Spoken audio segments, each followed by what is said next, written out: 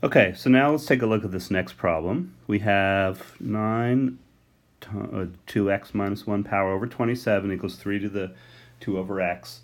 And so we first need to figure out what's the common base going to be, and it's pretty clear it's going to be 3. So we're going to rewrite this as 3 squared to the 2x minus 1 over 3 cubed equals 3 to the 2 over x. So with this thing on the left, we can say this is the equivalent of 3.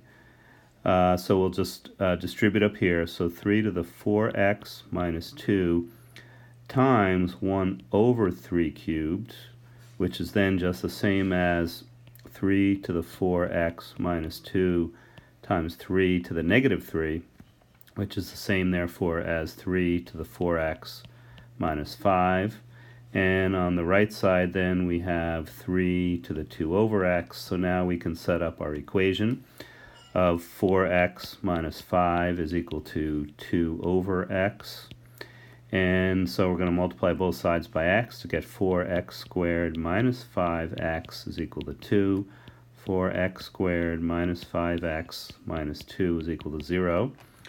Now we will get that negative b, or negative of negative 5, is plus or minus the square root of negative 5 squared minus 4 times a times c, which is negative 2, all over 2a, which is 2 times 4.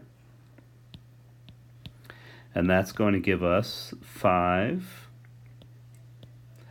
plus or minus the square root of, let's see, negative 5 squared is 25, and this will be minus negative 32 or plus 32, which gives us 57 all over 6. Okay, that's our solution, because the 57 actually can't even be simplified. Okay, what is the 20th term of this sequence expressed as a fraction? All right, so let's see here. This actually should be we'll say this is geometric. And so we will say, well, let's see, we don't have this first term. Second term is not given. So we have that 45r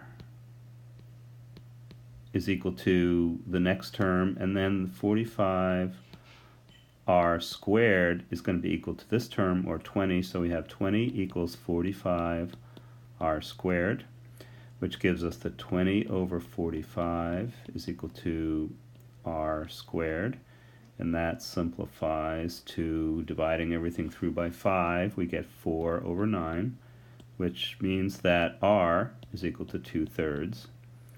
So we now know that if we go backwards, we're multiplying by 3/2 instead of 2/3. Since we're going backwards, that gives us 67.5. 2/3 times 45 is 30, and then 2/3 times 40 is 40 over 3. And so as a fraction, we'll get, well, let's see, so 67.5 is equal to 135 over 2, and we're multiplying that by 2/3 to the n minus 1, or 19th power. And in the end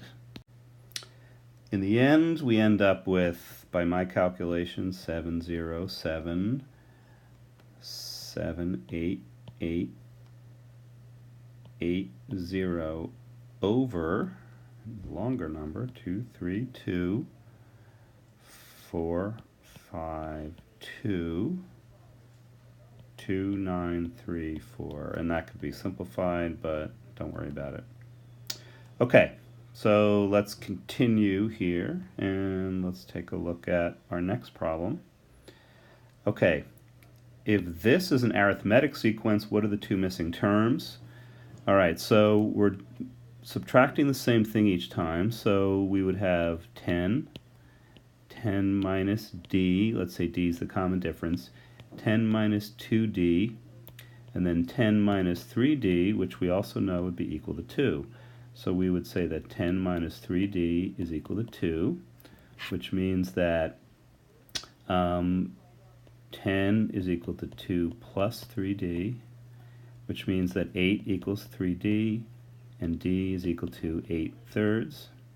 So our missing would be 10, and then 10 minus 8/3, and we know that 10 is equal to 30/3, so this would be 22/3, minus another 8/3 would be 14/3, minus another 8/3 would be 6/3, or 2. Okay, on the other hand, suppose we have this as a geometric sequence. Then we have 10, we have 10r squared, or r, 10r squared, and 10r cubed, where r is the common ratio, what we're multiplying by each time. So we also know that 10r cubed is equal to 2, so we get 10r cubed is equal to 2. So r cubed is equal to 2/10, or 1/5. And that means that r is equal to the cube root of 1/5. And in this, we'll say that we'll now actually calculate the cube root of 1/5, and using our calculators just to get an approximation. And we get that as being equal to about 0.585. So approximately equal to 0.585. So that would give us 10. 10 times 0.585, which would be 5.85. And then we would get that number times 5.85 again, or 0.585 again. And that's going to give us a value equal to 3.42. Okay. All right. Moving on to the next page is the quadratic formula, and we have graphing calculator stuff, which I'm not really going to be able to do out here, but I will tell you what the values that you should get for each of these things are. Okay, so the middle of the 3x intercepts should be the point 0.50. The minimum y value between x is equal to -2 and x is equal to 0, because the shape of this thing sort of looks like this. And we find that we're looking basically for this point right here, where it's at the top of the little hill there. And that turns out to have a value of -0.5 is the x value, and the maximum y value is the y value at that point, which is equal to 50. So this one would be an answer of 50.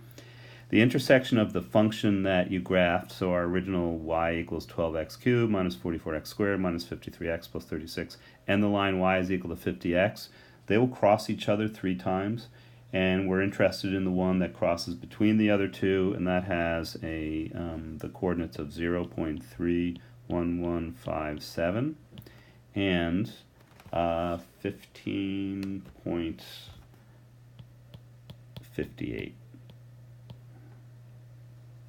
So I could have rounded this to 0.31, and again 15.58. Okay, we're done.